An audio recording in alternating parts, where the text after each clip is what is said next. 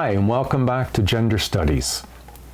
So how do we identify with a gender and its associated behaviors? Are we born with all this coded in our genes? Or do we learn it unintentionally, or is there a more formal manner where we learn gender? So what this chapter is about is becoming gendered. So as you may expect, families are the primary influencers on gender identity. However, it does not end there. So we're going to explore a little more about how we become gendered.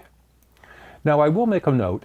You may find some of the small breakout boxes in your textbook particularly helpful, as they are short vignettes of individuals' perspective of becoming gendered, and it gives you a wide range, and it might be very useful in this chapter. So we're going to begin with gendering communication in the family. Now, the psychoanalytic theory, they posit that identity formation is largely unconscious process through identification and internalization. Now, they've always been strong in putting it into the family early. They suggest that a person's core gender identity is shaped early in life. Now, Freud in particular, he wrote that anatomy was destiny, which meant that sex of a child determined with which parent the child would identify and how the child's psyche would develop. And there's been limited empirical support for Freud's theory. Now, empirical just means unbiased, value-free data. So later theorists rejected Freud's notion of destiny, but still focused on the early dynamics as crucial in the formation of gender identities. Initial identification of our gender identity occurs within the primary caregiver and child relationship. Through different developmental paths, ensure that male and female infants learn. Now, children of both sexes form first identification with the adult woman in their life, which of course is mama. Around 3 years old, male and female development starts to diverge. Girls continue to identify with mother in close relationship. Mothers recognize and emphasize similarities between themselves and daughters, leading to a stronger identification of daughters with mothers. In contrast, sons must start to separate and differentiate from mothers. These different early family relationships for boys and girls result in different roles being internalized by male and female children. Now, as you can imagine, this isn't always quite as black and white as this. And this is just the psychoanalytic sort of perspective, using Freud's foundation about the early role of family. Now, there is some variations, and we'll get through that in this chapter a bit. Now, girls tend to develop a more feminine identity within relationships, which leads to the emphasis of closeness and personal communication, as we talked about in the feminine speech communities. Now, focus on continuing relationships encourages girls to become more nurturing and relationally oriented. Now, boys, on the other hand, tend to form a more masculine identity by distancing themselves from mothers. Now, they don't mean boys leave their mother. It just means they start to see that mom is different than me and I'm more like dad. So there's this awareness of separating. It's not like it's done on a very conscious level. And so when they start distancing them from mothers, they prefer the interactions with activities that are more with specific groups and changing members. It's more like a male speech community. Therefore, they learn to define themselves relatively independently of others. Now, children in non-traditional families may face social stigma or have difficulty finding available models of both sexes. But family diversity often fosters a new way of thinking. Approximately 2 million children are being raised by gay and lesbian parents, and they tend to have a more expansive view of gender roles. Lesbian moms tend to model greater egalitarianism in romantic relationships and encourage economic and emotional self-sufficiency in their children, and in particular in their daughters. There has been less research on heterosexual men as single dads. It's a relatively new area. That's one of the fastest growing family types, is single dads raising children. Children in single-parented families may have troubles finding available models of both genders. Masculine gender can be difficult to grasp if lack of a strong relationship with a male. Boys may define masculinity in more negative terms, like not like mom. Now, this time of gender identity construction, in this early period with family, ego boundaries are also being formed simultaneously. Now, ego boundaries are the point at which an individual stops and the rest of the world begins. It distinguishes self from everyone and everything else. People with feminine gender identities tend to have relatively permeable ego boundaries. It just means they can come and go, and people can come and go a little more freely. It's not a very rigid separation from others. This may partially explain why many girls and women tend to experience the feelings of others that are close to them. Conventional masculine gender identity is premised on fluid alliances with others, which makes for a relatively firm ego boundary, less fluidity, less open. They sympathize with others, but they don't experience those feelings as their own. Parental communication about gender. So let's look at just how parents do influence children's gender identities. While some parents' attitudes and communication about gender are becoming more egalitarian, much of the evidence of traditional stereotyping still exists. And so this is that point where you might have had some experience in a more egalitarian family, but the strict stereotype of traditional male, female, and masculine and feminine still exists pretty strongly. Parents label and respond to their infants according to gendered stereotypes within hours of their birth. Whether it's the colors of the clothing or rooms or toys that they get, words that we use, and the expressions and the tones in our voice. They will be minutely to significantly different whether we have a child that's born male or a child born female, and that starts immediately. Parents, particularly white middle-class parents, reward verbal and physical activity in sons and interpersonal and social skills in daughters.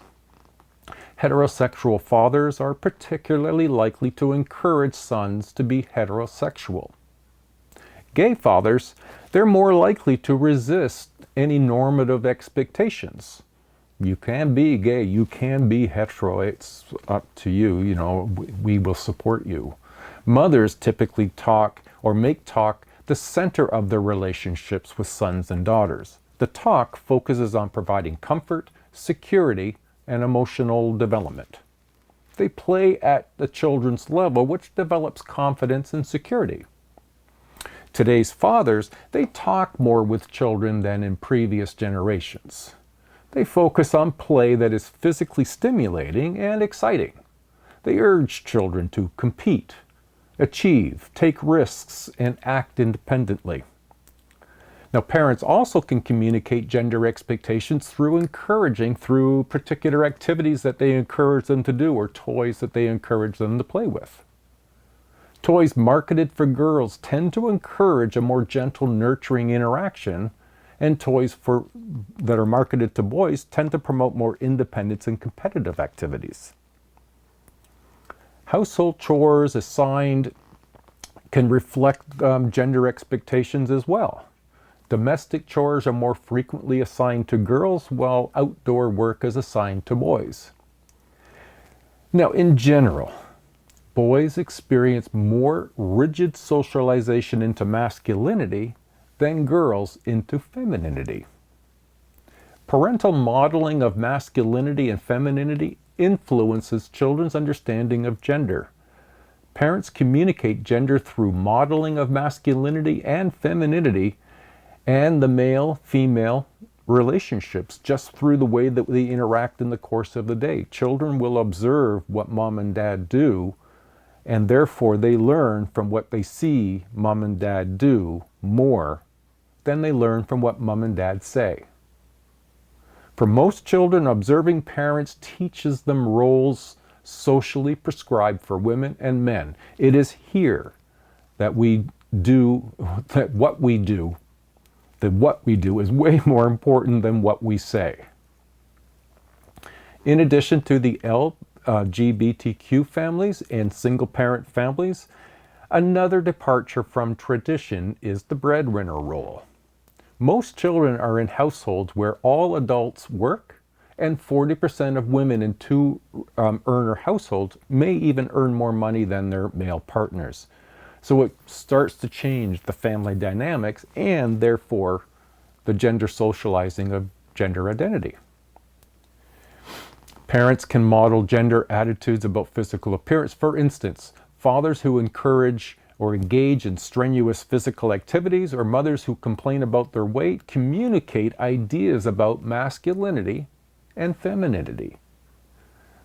We've looked at the unconscious view of gender development just briefly. Now we're going to touch on and review some of the personal sides of gender drama. Gender and personal identity are influenced by other factors as we interact with others over time. Now, although there is a dominant model for masculinity, there is also many variations and challenges to that. There are 6 themes of manhood in America today, and we'll reference that as growing up masculine. Now, these themes could apply to Canada in that we're influenced by many of the same factors outside of our immediate family as any American is. The first is, don't be feminine. For many men, the most fundamental requirement for manhood is not be feminine. To be accepted by peers, boys become less verbally expressive. Showing sensitivity or vulnerability makes you appear like a sissy or a wimp. And now I'd use those words deliberately because it relates to our chapter on verbal communication and gendered verbal communication. Now, this directive is at least as strong for men of color as it is for white men. Now, the second theme is be successful. Boys are expected to be successful at sports or other competitive activities.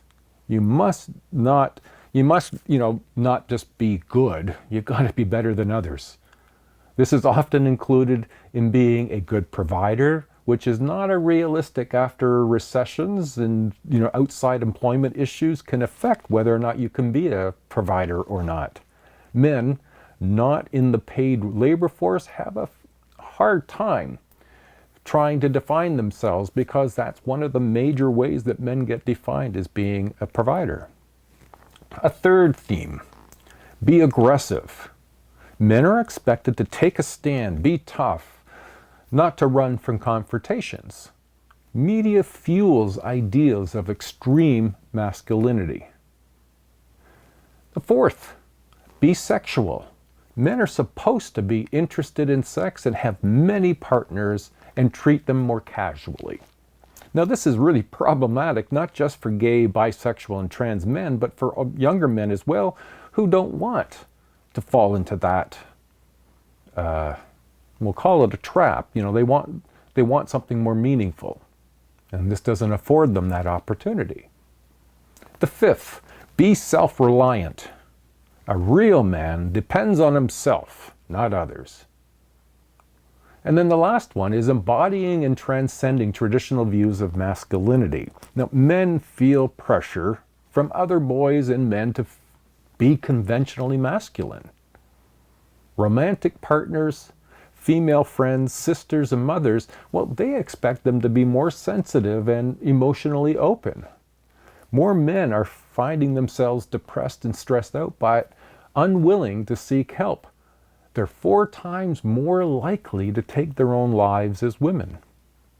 Some counselors believe that striving to live up the social idea of masculinity is responsible for some of this widespread depression, which society is unwilling to acknowledge since it's a major contradiction in social prescriptions for masculinity. So, what about? And we can look at this as well. Now we're going to look up at the growing up feminine. Now, growing up feminine includes 2 distinct versions of femininity. The first one suggests that women, they have it all. They have new professional career opportunities and egalitarian marriages. What do they need? And on the other side, statistics show that women are unlikely to get advances in higher professional levels. They continue to be paid less than men, and the workplace policies don't accommodate family responsibilities. So when we look at the women's femininity themes, we're going to see 6 themes of femininity and womanhood. The first is, and it's not surprising because it's all over media, appearance still counts for women. Women are still judged by their looks. To be desirable is to be pretty, slim, and well-dressed. Consumption is unending and is never sufficient to secure lasting success. It's been notable in a lot of the news in the last 4 or 5 years, if you're following track and field at all, but also just women in sports. But women athletes feel particularly pressured to look feminine while participating in sporting activities. Another theme, be sensitive and caring.